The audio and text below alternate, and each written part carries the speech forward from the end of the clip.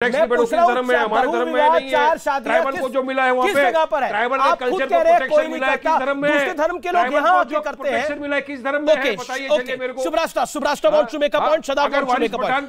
सुब्रास्टा you made your point, Subrata मैं आऊंगा रिजवान आपकी बात। सुब्रास्टा 30 सेकंड। देखिए आमिश जी, मुझे लगता है कि इस देश में कोई भी नेता जो भी माइनॉरिटी तुष्टीकरण की बात जो कर रहे हैं, मैं उनसे एक ही अपील करना चाहती हूं कि जब आप टेलीविजन चैनल पर आकर प्रोग्रेसिव बातें करते हैं तो उस प्रोग्रेसिव बात को पॉलिसी में कन्वर्ट कीजिए ना। जब बहु विवाह कोई नहीं कर रहा, जब बहु विवाह करने पर चैलेंज पोज किया जा रहा है कि आप 10 मुसलमान पुरुषों का नाम ले लीजिए जिन्होंने बहु विवाह किया हो, तो फिर आप बंद कर दीजिए ना। आप प्रिंसिपली इस चीज पे सहमति दे दीजिए कि यूनिफॉर्म सिविल कोड के मसौदे में ऐसा जरूर हो कि बहु विवाह प्रथा बंद होनी चाहिए। आप अभी पूछ रहे थे आमिर जी क्या हिंदू धर्म में बहु विवाह है? एक जमाने में हुआ करता था। मैं अपनी परदादी परनानियों की किस्से कहानी सुनूं तो थे बहु विवाह बहुत रैम्पेंट था, बहुत पॉपुलर था। दूर कहां हम जाएं, राजा दशरथ की तीन पत्नियां थी। तो लेकिन हमने रिफॉर्म किया ना, हमारे समाज में रिफॉर्म किया। ठीक है, you made point. Okay Shadab 10 second. हाँ, एक बात स्पष्टता से कहूंगा कि यह बहुविवाह का सिस्टम पहले से रहा है, लेकिन मैंडेटरी ना इस्लाम में है, लेकिन राजा दशरथ ने भी की और भी बहुत से लोगों ने की। आपको बदलना है, आपको मुबारक। हम शरीयत में मदाखलत बर्दाश्त नहीं करेंगे। वो बात अलग है कि 90% मुसलमान जो है भारत में वो एक शादी करते हैं, लेकिन आप किसी को मजबूर नहीं कर सकते। अगर मजबूर करोगे, जब मुस्लिम महिलाएं 76% कह रही है कि बहुविवाह नहीं होना चाहिए, हम दखल अंदाजी बर्दाश्त नहीं करेंगे। कमाल है, हमारे आप अब लोग बोलने लगे कि हम सती को नहीं छूटने देंगे, छती भी रहेगा, हम बर्दाश्त नहीं करेंगे। ऐसे थोड़ी होता है।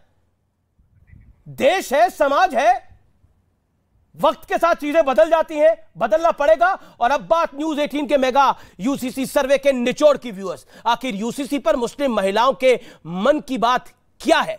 न्यूज 18 के मेगा यूसीसी पोल की इस कंक्लूडिंग रिपोर्ट को आपको बेहद ध्यान से आज देखना चाहिए और समझना चाहिए, क्योंकि इस सवाल आपके और आपके बच्चों के भविष्य का है।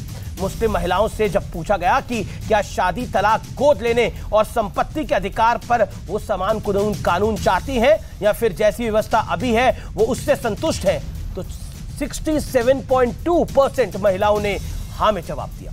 यानी सालों तक 3 तलाक को झेलने वाली मुस्लिम महिलाएं अब शादी और तलाक के नियम और कानून में ना सिर्फ पुरुषों के मुकाबले बल्कि दूसरे धर्मों के मुकाबले भी बराबरी यानी एक समान हक चाहती है।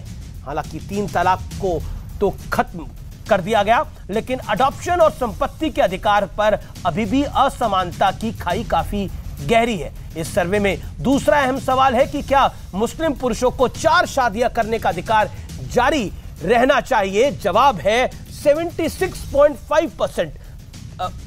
मुस्लिम महिलाओं ने पुरुषों के 4 शादियों वाले अधिकार के खिलाफ अपना क्लियर कट मत दिया। व्यूअर्स, ये इतिहास में लिखने वाला सर्वे है, क्योंकि इस सर्वे में मुस्लिम महिलाओं ने खुलकर कहा कि तलाक के बिना उन्हें एक पुरुष से एक से ज्यादा पत्नियां कतई मंजूर नहीं है। यानी मुस्लिम महिलाएं अपना हक अब किसी से शेयर करने को तैयार नहीं है। न्यूज 18 के मेगा सर्वे में का तीसरा अहम सवाल है कि क्या महिलाओं और पुरुषों की शादी की उम्र 21 फिक्स कर देनी चाहिए?